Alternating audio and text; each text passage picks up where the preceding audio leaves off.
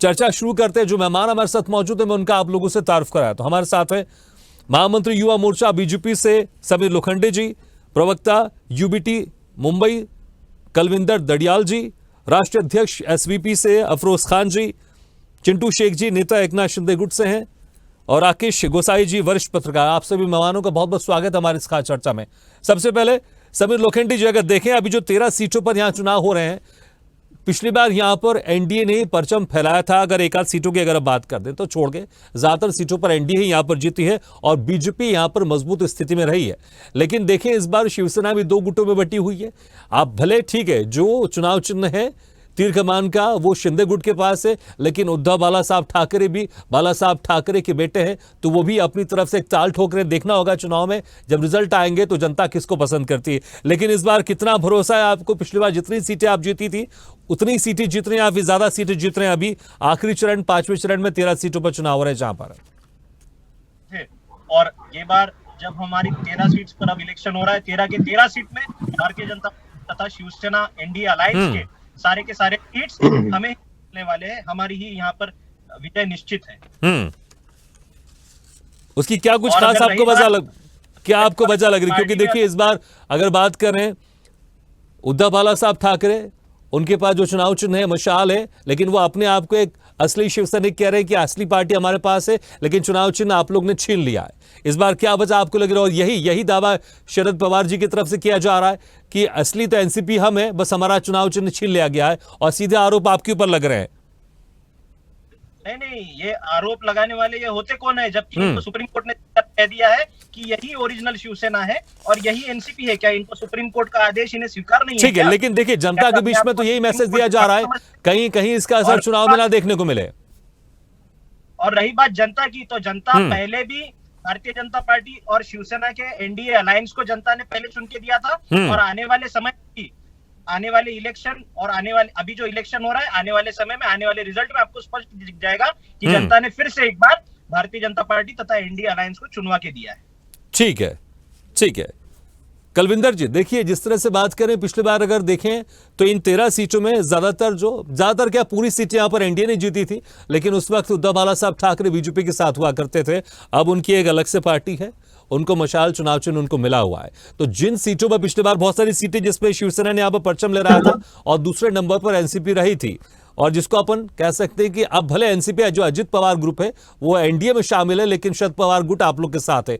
आपको लगता है वो सीटें तो कम से कम आप लोग बरकरार रख पाएंगे जो पिछली बार शिवसेना ने जीती थी? इस बार शिवसेना पार्टी तो यहां पर शिंदे गुट के पास है, लेकिन जो आप लोग कहते हैं, दावा करते हैं कि असली शिवसेना हम है, तो यहां पर जनता जरूर कंफ्यूज होगी। लेकिन जिस तरह से अगर पिछले बार की बात करें, जो शिवसेना के पास सीटें थी, आपको लग रहा है वो आप लोग के पास जा रही है इस बार?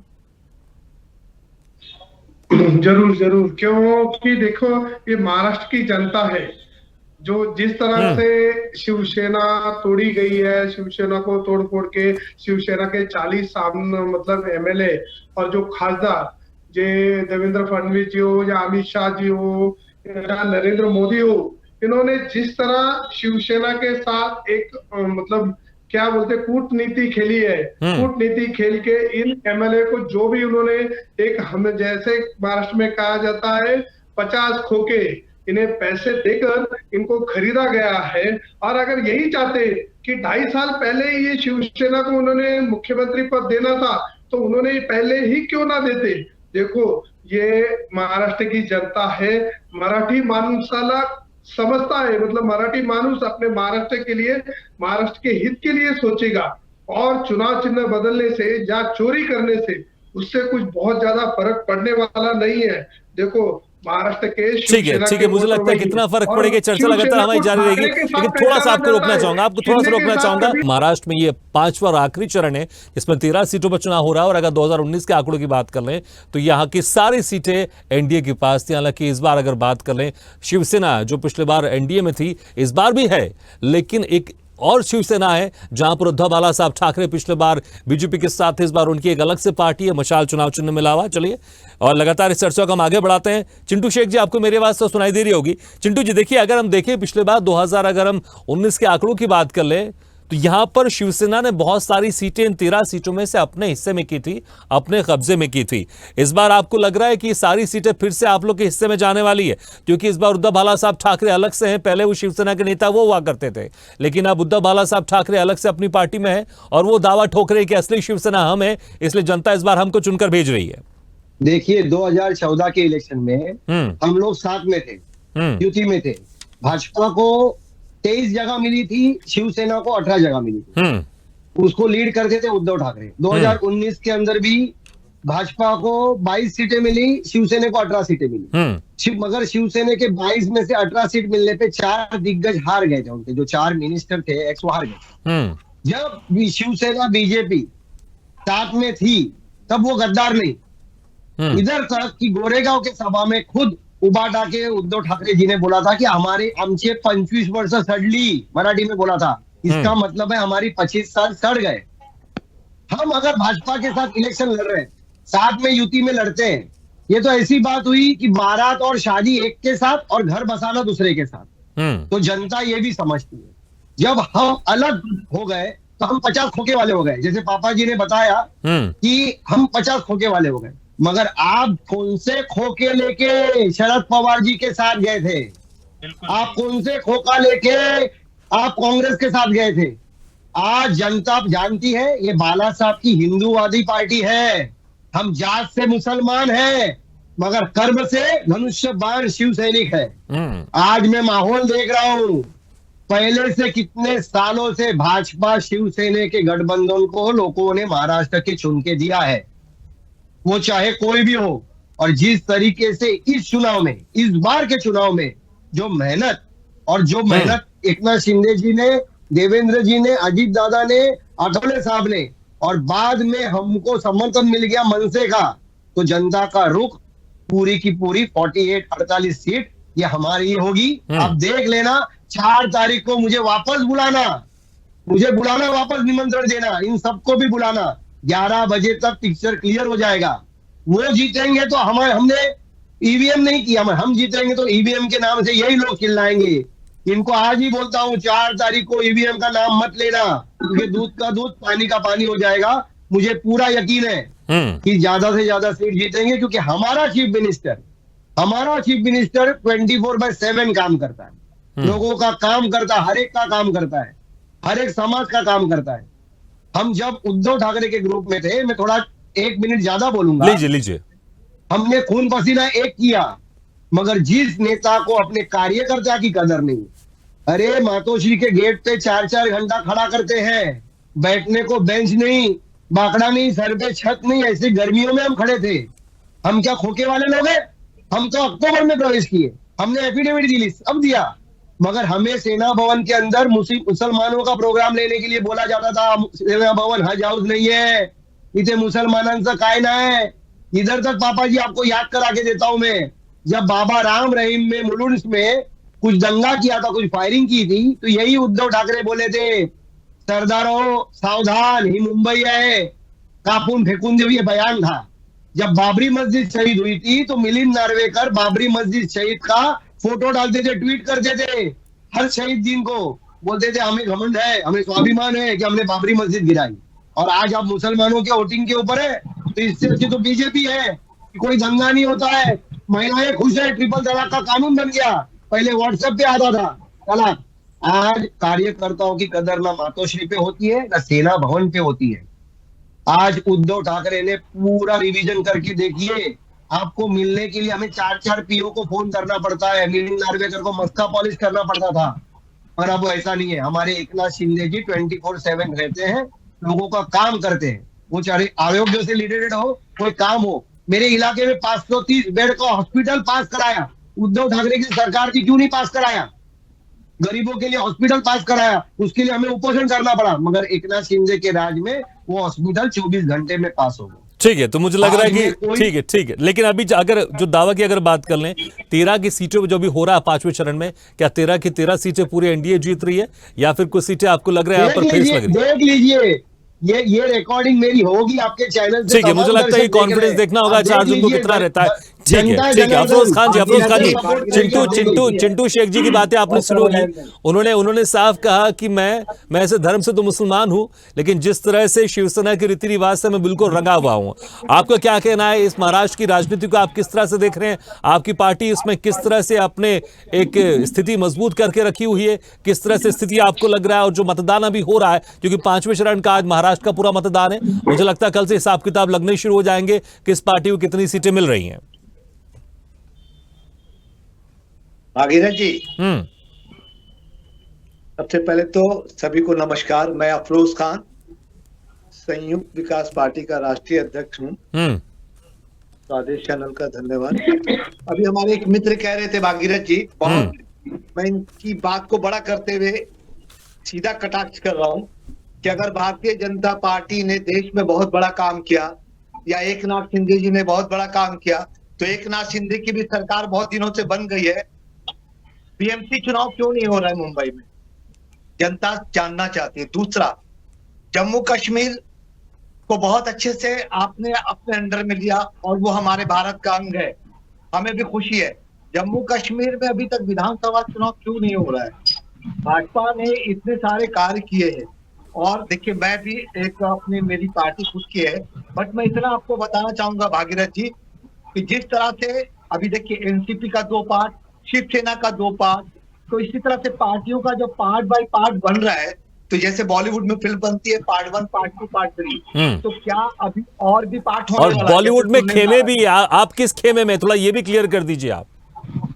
सॉरी, मैं किसी भी खेमे में नहीं हूँ। हमारी पार्टी पूरे हिंदुस्तान में सिंपल मतलब सिंगल चुनाव लड़ रही है। नहीं, लेकिन किसी का समर्थन आप, या फिर आपको लग रहा है कि अगर जब सरकार में अगर कुछ होगा तो आपका झुकाव किस तरफ होगा? देखिए, वो तो हमारी कमेटी फैसला लेगी भागीरथ जी, लेकिन मैं आपको एक बात बताऊं कि सब चोर और मौतेरे भाई हैं। अभी मैं आपको इतना, अभी मैं दिल्ली के चुनाव में भी यही बातें कही थी कि भाई साहब, जिस तरह से अभी देखिए, मैं शिवसेना के लिए भी बोलूंगा, हम भाजपा के लिए भी बोलेंगे। केजरीवाल साहब जिस तरह से कह रहे थे कि फलाने चोर, फलाने चोर, फलाने चोर, कांग्रेस पूरा भ्रष्ट, आज केजरीवाल उनके गोद में घुसे।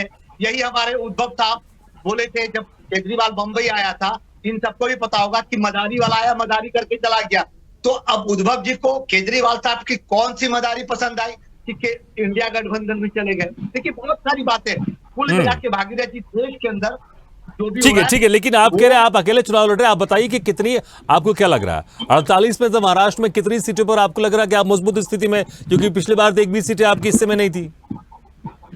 देखिए, इस बार जो माहौल है, इतना तो मैं आपको डायरेक्टली कह दूं कि भाजपा का नहीं है, क्योंकि मैं भी थोड़ा देर घूम रहा हूँ। हमारे लिए तो देखिए, हमारे तो सबका मैंने बोला आपको, हम लोग अकेले लड़ रहे हैं। भाजपा का माहौल तो कहीं भी बनता दिखाई नहीं दे रहा। बाकी देखिए, आप किसका खेल बिगाड़ने वाला, थोड़ा ये भी बता दीजिए आप।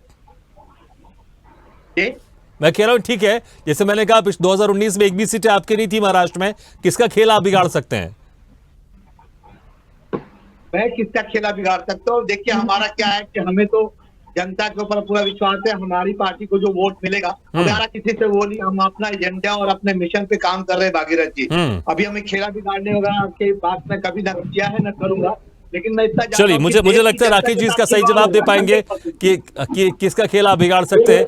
समीर लोखंडे जी, देखिए, जिस तरह से हम अगर बाकी बहुत सारी सीटें देखें, यहाँ पर नासिक की अगर बात कर लें, कल्याण की बात कर लें, ठाणे की बात कर लें, ये वो सीटें जहां पर शिवसेना जीती थी और एनसीपी दूसरे नंबर पर रही थी। इस बार अगर देखिए, दोनों पार्टियां हैं, ये दोनों धड़ों में है। ये एनडीए में भी है शिवसेना एनसीपी और महाविकास आघाड़ी में भी है शिवसेना एनसीपी। लेकिन अगर इसको इस तरह से भी देखें, एनडीए में पार्टी तो है, लेकिन 2019 में जो नेता थे वो अब आपके साथ नहीं है। तो आपको लग रहा है कि नासिक है, कल्याण, ठाणे, इस बार आप लोग इसको बचा पा रहे हैं? क्योंकि ये मुझे लग रहा है यहाँ का मुकाबला बड़ा इंटरेस्टिंग होने वाला है। बिल्कुल सीधा मुकाबला है और मुकाबले का नतीजा भी बहुत स्पष्ट होने वाला है कि ये तीनों seat NDA, Bharatiya Janata party, Shiv Sena alliance को जाने वाली है।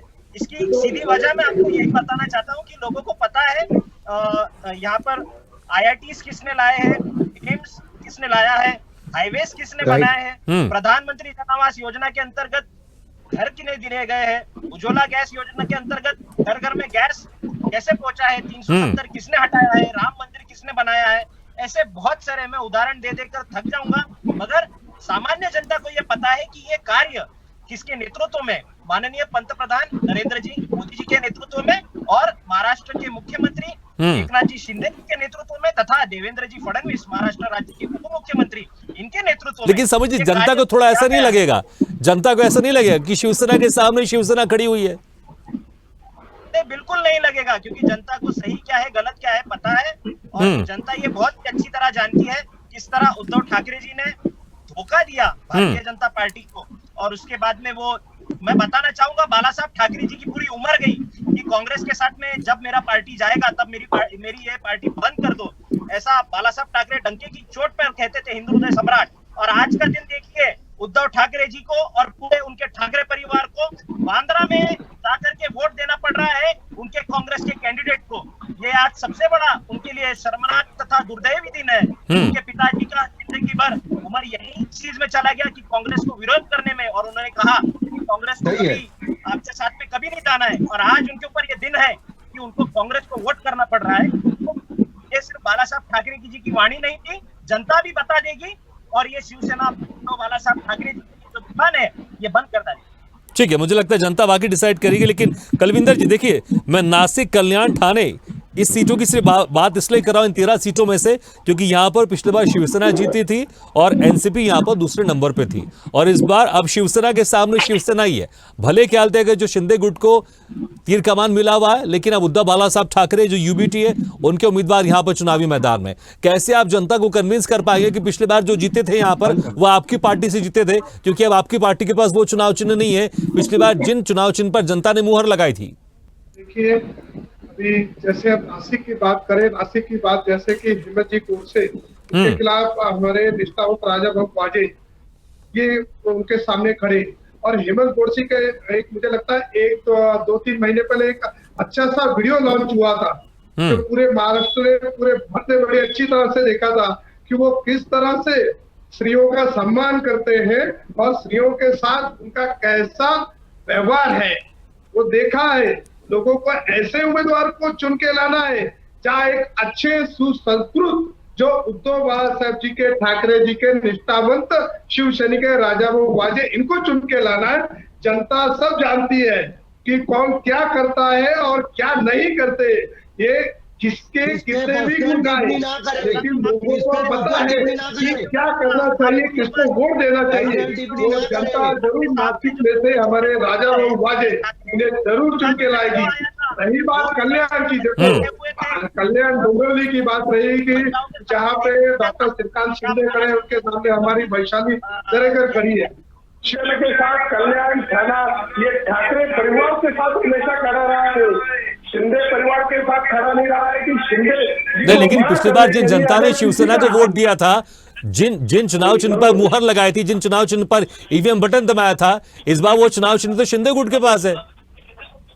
कोई उससे कोई फर्क नहीं पड़ता है ना, ऐसा कुछ नहीं है। वो चुनाव चिन्ह महाराष्ट्र की जनता को पता है कि इन्होंने किस तरह हत्याया है, उनको सीधे से नहीं मिला है, वो ऐसे आए और उन्हें मिल गया, ऐसा नहीं है। देखो ये ठाकरे परिवार की पूरी मतलब महाराज साहब जी ने 1966 में जो शिवसेना को स्थापना की थी, उसी से लेके आज तक उन्होंने जो ठाकरे परिवार के साथ ही महाराष्ट्र के लोग और शिवसैनिक खड़े रहे।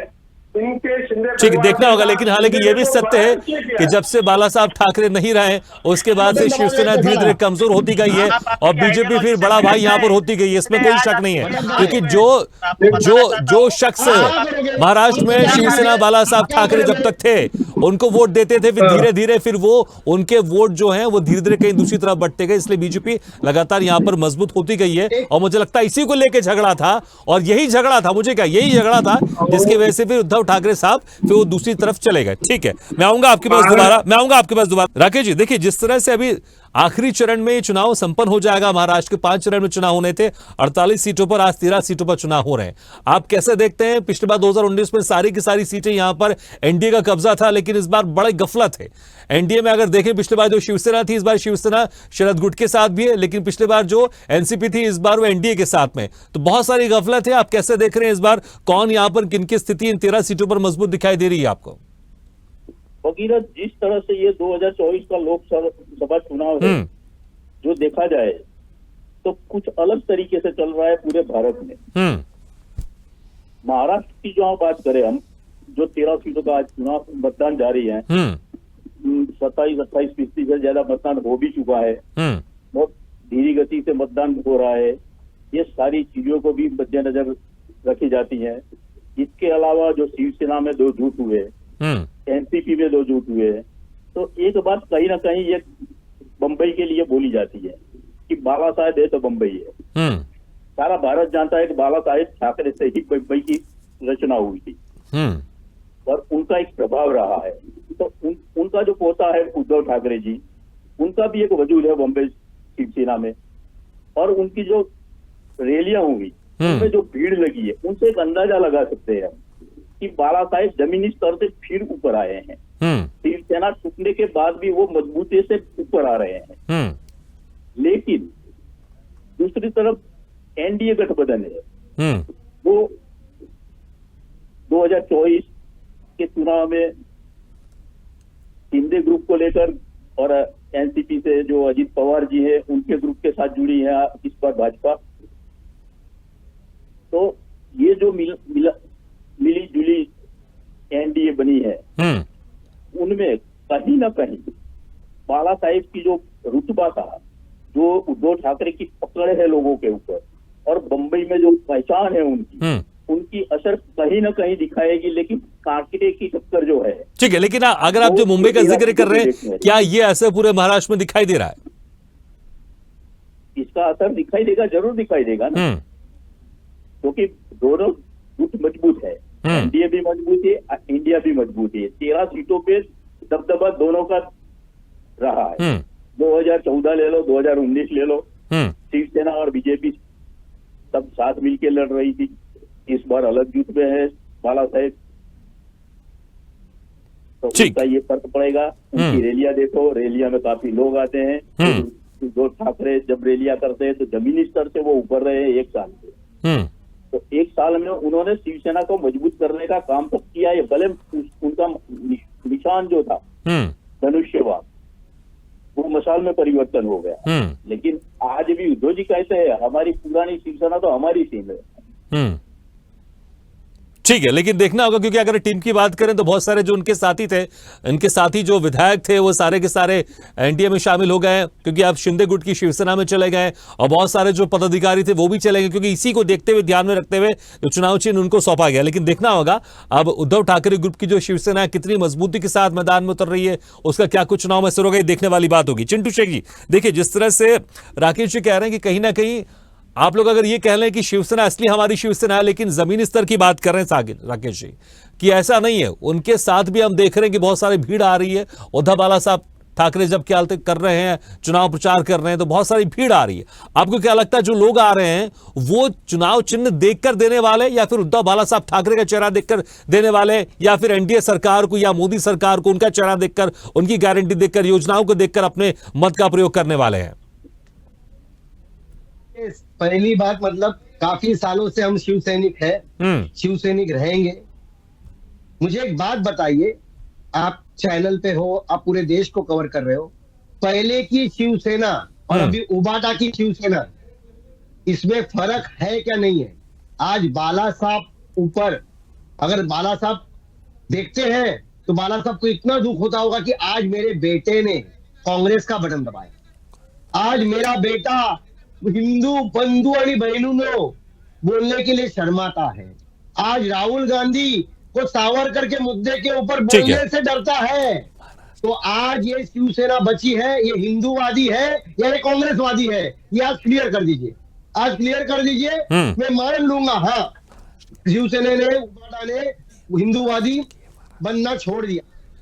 चलिए, बिल्कुल बिल्कुल बिल्कुल समीर जी, लगातार चर्चा जारी है, लेकिन एक अहम अपडेट देते हैं आपको कि महाराष्ट्र में अभी तक कितने प्रतिशत मतदान हुए। भिवंडी में 3 बजे तक 37.06% मतदान हुआ है। धुले में 3 बजे तक 39.97% मतदान हुआ है। दिंडौरी में 3 बजे तक 45.95% मतदान। नासिक में 39.41% मतदान। पालघर में 3 बजे तक 42.48% मतदान। कल्याण में 32.33% मतदान, 32.33% मतदान। ठाणे में 3 बजे तक 36.07% मतदान। तो मुंबई उत्तर पश्चिम में 39.91% मतदान, मुंबई उत्तर मध्य में 37.66% मतदान, मुंबई दक्षिण मध्य में 38.77% मतदान, मुंबई दक्षिण में 36.64% मतदान। चलिए, तो महाराष्ट्र में 38.77% मतदान 3 बजे तक हो गया, अभी भी समय बाकी है। ठीक है अफरोज जी, देखिए जिस तरह से भी आंकड़े सामने आ रहे हैं, तकरीबन 38.77% मतदान हो गया है। इन मतदान को देखते ठीक है, तमाम लोग दावा कर रहे हैं, अपने अपने बात कर रहे हैं कि हम इस बार जीतने वाले हैं, लेकिन इस तरह से आपकी पार्टी का है, आप कह रहे हैं कि ठीक है हमारी पार्टी अगले चुनाव लड़ रही है, लेकिन जो अभी मत प्रतिशत सामने आ रहा है, इसमें किस तरह से आपको देखते हैं और क्या आपको जब रिजल्ट सामने आएगा तो क्या कुछ असर दिखाई देगा, उसमें आप अपनी पार्टी को भी जोड़ सकते हैं? जी बताना चाहूंगा, हमारे सब भाई लोग हैं, जो हमारी पार्टी का जो इंटरनल सर्वे हम लोगों ने भी कराया, महाराष्ट्र के अंदर नहीं बल्कि पूरे देश के अंदर, ये मान के चलिए कि इसमें कोई शक नहीं है कि मोदी जी के काम से लोग खुश नहीं है। मोदी जी, अभी मेरे भाई कह रहे थे कि बम्बई में रोड शो किया या जहां भी जा रहे हैं, हमारे देश के वजीर आजम है, प्रधानमंत्री, हम उनकी इज्जत करते हैं, लेकिन एक प्रधानमंत्री जी को रोड शो करने की क्या जरूरत है? अगर वो बहुत अच्छे से काम किया, एक हमारे भाई हैं समीर भाई, उन्होंने कहा कि हम कितना काम गिनती करवाएं। ठीक है मेरे पास समय का, मैं बस आप ये बता दीजिए कि अगर आपको मोदी जी पसंद है तो कौन पसंद है, बस ये बता दीजिए मुझे आप। नहीं, मुझे मोदी, देखिए मेरा सेकुलर काम करेगा वो मुझे पसंद है भागीरथ भाई। हमें नफरत की राजधानी, अभी एक हमारे भाई कह रहे थे जब मोदी जी दिल्ली में थे, जब राइट हुआ, दंगा हुआ दिल्ली, सीलमपुर, भजनपुरा वगैरह वगैरह में तांडव हुआ, उस वक्त भी तो भारत के प्रधानमंत्री मोदी जी थे, दिल्ली में केजरीवाल थे उस वक्त। अभी बोल रहे थे कि देश में कोई दंगा नहीं हुआ, दिल्ली 4 ठीक है, समय का मैं संक्षेप, आप अपनी बात कंप्लीट कर दीजिए कुछ सेकंड में प्लीज। कांग्रेस प्रवक्ता तो नहीं आ गए हैं? नहीं, संयुक्त विकास पार्टी के राष्ट्रीय अध्यक्ष अफरोज खान जी, चलिए माफी चाहूंगा, समय समाप्त है, हमारा समय समाप्त हो गया, क्योंकि ठीक है हमारे डिबेट का मुद्दा बहुत बड़ा, लेकिन माफी चाहूंगा सभी भी हमारा समाप्त हो गया। बहुत बहुत शुक्रिया समीर लोखंडे जी, कलविंदर जी, अफरोज खान जी, चिंटू शेख जी, राकेश कोसाई जी, बहुत बहुत शुक्रिया हमारे इस खास चर्चा में शामिल होने के लिए। तो महाराष्ट्र में 13 सीटों पर सुबह 7 बजे से मतदान है, अभी भी समय है, 38.77%, 3 बजे तक मतदान हो चुका है, लेकिन सभी दर्शकों से और सभी मतदाता से विनती करेगा स्वदेश न्यूज भी कि जिन्होंने अभी तक मतदान नहीं दिया है, अपने घर से बाहर निकले, जाकर मत का प्रयोग करें।